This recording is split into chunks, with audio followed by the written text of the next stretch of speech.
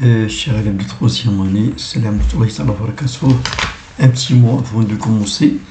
Alors, vous êtes déjà au mois de juin et c'est le mois prochain, le premier, que vous aurez l'examen. Inch'Allah, donc vous êtes déjà au mois de juin, l'examen approche. Il faut bien organiser et gérer votre temps, organiser votre travail. Je vous souhaite bon travail, bon courage, mais pour la chance, je vous dis que la chance, c'est du travail plus une opportunité, bon courage. Et voyons voir maintenant un exemple d'un examen régional. Commençons par les restitutions des connaissances. Alors, je vous demande de relier les groupes, les éléments du premier groupe par ceux qui le conviennent, dont le deuxième groupe. Alors, vous avez une réponse immunitaire, c'est une réponse naturelle, réponse spécifique humorale, réponse allergique, réponse spécifique cellulaire. Donc, commençons par la première. Donc, une réponse naturelle non spécifique. Qu'est-ce qui lui convient? Réponse non spécifique, ce sont les phagocytes qui jouent ce rôle-là. Alors, pour la réponse humorale, déjà, vous connaissez, et c'est lymphocyte B qui produit les anticorps. Réponse humorale, ce sont les lymphocytes T tueurs, plutôt l'allergie. Et pour le reste, ce sont les lymphocytes TC tueuses. Écrire vrai ou faux. Donc la moelle épinière est le centre de la motricité volontaire.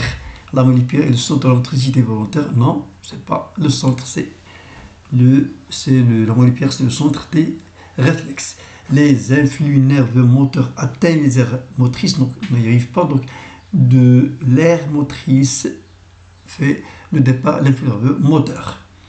Donc le nerf rachidien a un centre, c'est pas la pile de continu, ce n'est pas un cercle, c'est un conducteur de l'influx. C'est faux. La sommité consciente survient après naissance des influx centraux. Non. Donc, les influx centraux normaux sont des influx qui partent de l'organe récepteur sensitif vers le centre nerveux. Donc, toutes les propositions sont fausses. Donc, après la connaissance de l'antigène par les phagocytes, la phagocytose se produit. Nous suggérons quelques phrases de phagocytes non ordonnés. Vous allez les ordonner. Donc, vous voyez, c'est déjà la digestion, c'est pas la première. Fixation, c'est pas la première. Le rejet de déchets, c'est la dernière. Donc, l'injection, plutôt, je m'excuse, la fixation de l'oxygène, c'est la première.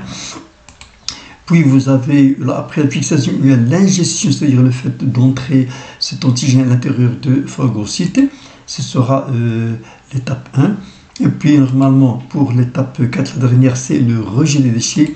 Et ça reste la gestion de l'antigène à l'intérieur de phagocytes. Donc ici vous avez un ensemble, une liaison entre cellules nerveuses et fibres musculaires. Vous devriez normalement savoir la légende de ces éléments-là. On vous demande de noter ça. Donc ici, de ce point à ce point-là, vous avez ces éléments qui sont constitués par trois parties. Le corps cellulaire, l'axone et puis l'arborisation terminale, c'est le neurone.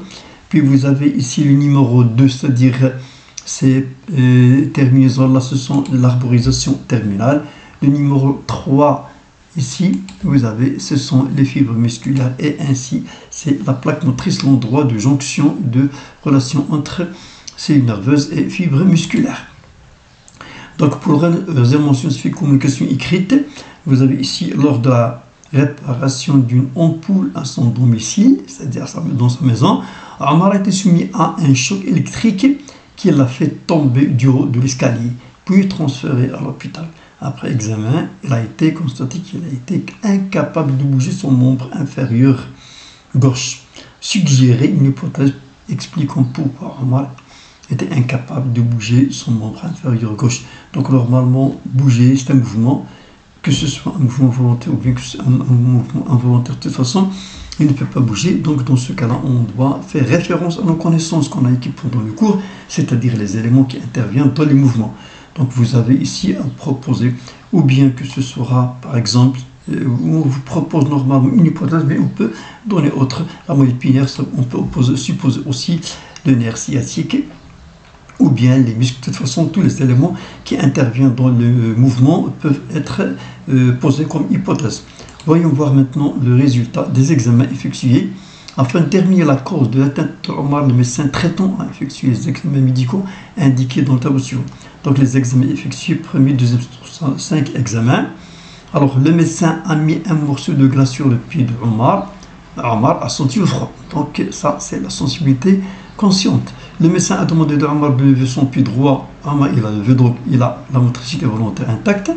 Le médecin frappe avec un marteau médical sous le genou gauche de Omar. Le pied de Omar ne se précipite, c'est-à-dire il ne fait pas de mouvement.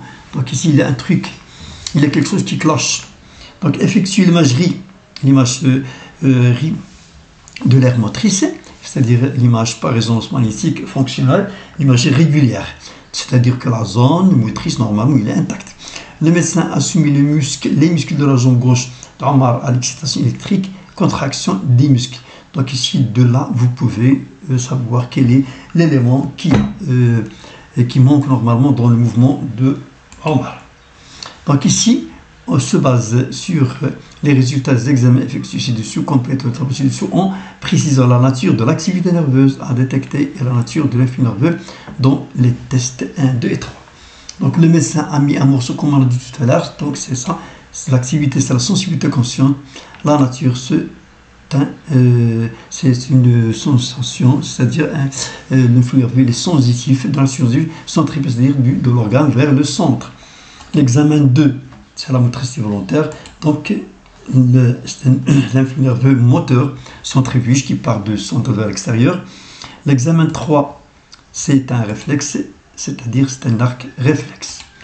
Alors, on vous demande ici de déterminer le but de réaliser l'expérience 4 et 5, je l'ai affiché ici, en indiquant le résultat atteint par le médecin des 2 examens. Donc, quel but réaliser? C'est l'examen numéro 4, effectuer l'imagerie. Alors, pourquoi faire l'imagerie? Pour savoir normalement est-ce que la zone motrice il est intact ou non. Donc, les résultats, oh oui, bien sûr, l'aire motrice il est actif. Numéro 5, le médecin a soumis les muscles de la jambe gauche de Omar à l'excitation électrique. Il y a réponse. Donc, de savoir est-ce que les muscles fonctionnent bien. Donc, les muscles, ils sont sains. Conclure à partir des données précédentes la source de faux de Omar. Donc, on vient de constater qu'il y a normalement les muscles intacts, les motrices intactes. Qu'est-ce qui nous reste? L'organe qui reste normalement, c'est la moelle épinière. Puisque la peau, le cerveau, les muscles sont intacts, qu'est-ce qu'il reste? Donc, l'organe qui est endommagé, c'est la moelle épinière. Peut-être qu'il y a une fraction au niveau de la colonne vertébrale. Donc, le système immunitaire d'une personne infectée par le virus du sida, VIH, le virus de l'immunodéficience humaine, perd progressivement de son efficacité. Pour montrer comment ce virus affecte, nous proposons les données suivantes. Donc voilà, je vous ai dit chaque fois qu'on vous présente un document ou bien un tableau ou bien n'importe lequel que ce soit, il faut le lire attentivement, voir tous les éléments, comme ça vous aurez une idée sur la réponse ou bien les questions qui vont être posées par la suite. Donc ici vous avez le pourcentage de cellules restées en vie. Ici ce sont les lymphocytes B, ici c'est les lymphocytes T4, le nombre de jours, document 1 ici. Donc vous avez à lire la question. Première donnée, les lymphocytes T4 et B, les lymphocytes bien sûr B, ont été cultivés dans un milieu physiologique approprié contenant le virus d'immunodéficience acquise et les lymphocytes T4 et LB ont été soumis en fonction du temps en jours dans ce milieu. Le document représente les résultats obtenus. Donc c'est celui-là. Donc extraire le pourcentage de cellules. Donc on doit être capable de lire les résultats. Donc ici posé au 6e jour, vous avez alors 40 pour T4. Et 2e jour, vous avez 20, donc une diminution. Ici pour les B, pas de changement, 100 et 100. Alors, deuxièmement, deuxième question, comparer l'évolution de T4 et T4 et B. Donc on constate ici qu'il n'y a pas de variation, mais ici, les lymphocytes T4 diminuent progressivement en fonction du temps. Alors, première donnée ici, deuxième donnée, expliquer la différence observée dans l'évolution du rapport des cellules avec la présence de VIH. Donc, de cela, quelque chose qui frappe aux yeux, c'est-à-dire que les T4 ont diminué, les LB n'ont pas diminué. Donc, ça veut dire que le virus qui a été émis avec ces lymphocytes T, il a attaqué les lymphocytes T4 et non pas les LB. Alors, le virus de VIH attaque les lymphocytes T4, se multiplie à l'intérieur, c'est-à-dire le virus T4.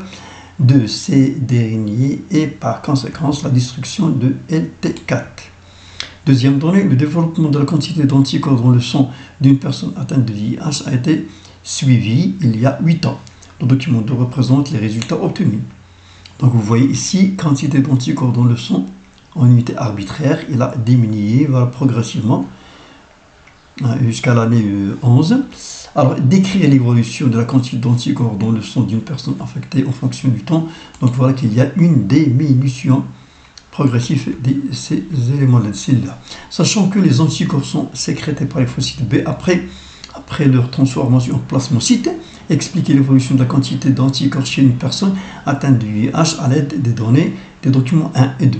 Donc, comme vous le savez déjà pendant le cours, que les lymphocytes B, ce sont eux les responsables de production des anticorps, et malgré cela, il n'y a pas de production, même si les lymphocytes B ont peut-être pas attaqué, mais on a dit que les lymphocytes T4, ce sont eux, les chefs d'orchestre de cellules immunitaires, ce sont eux qui sensibilisent les lymphocytes B pour la production des anticorps, et les lymphocytes T pour tuer les cellules infectées. Et puisque le lymphocyte T4, normalement, il a été détruit, donc il n'y a pas d'immunité et par conséquent la diminution des anticorps dans le sang de cette personne-là lorsqu'il y a un contact avec un antigène.